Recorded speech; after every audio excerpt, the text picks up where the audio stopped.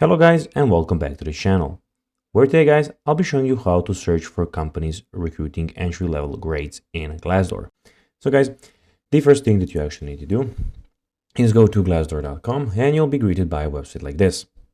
Now when you're here, you just need to go and log into your profile. But guys, if you do not have one, you can always go and register to Glassdoor. But guys, if you do not know how to do that, you can always go to our YouTube channel where we have plenty of how to Glassdoor videos where you can see how you can do this.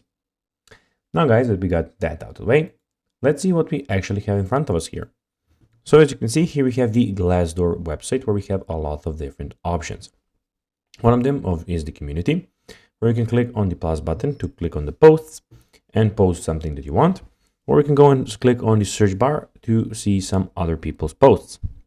We also have the jobs, where guys, you can see that you can find your perfect job. So you can enter the job name there and the location and click search to find some jobs. Also, we have companies where you can find a workplace that works for you. So this basically is a new feature. If you have an employer in mind, you can go and search for a company by typing the name here and clicking on the search button. Also, we have the salaries, where you can see, are you paid fairly?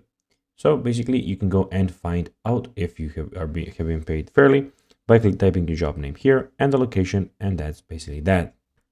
Now guys, let's see how to search for companies recruiting entry-level grades in Glassdoor. So on the question, can you use a Glassdoor without leaving a review? Well, you can use Glassdoor without leaving a review, yes, while the give to get policy is enforced throughout many Glassdoor features. Content submission is not required for the jobs and companies offerings. So guys, that is everything for this video. I hope that you found it informative. If you did, don't forget to like this video, share it, subscribe to the channel, put the notifications on, and guys, I'll be seeing you in the next video. Bye guys.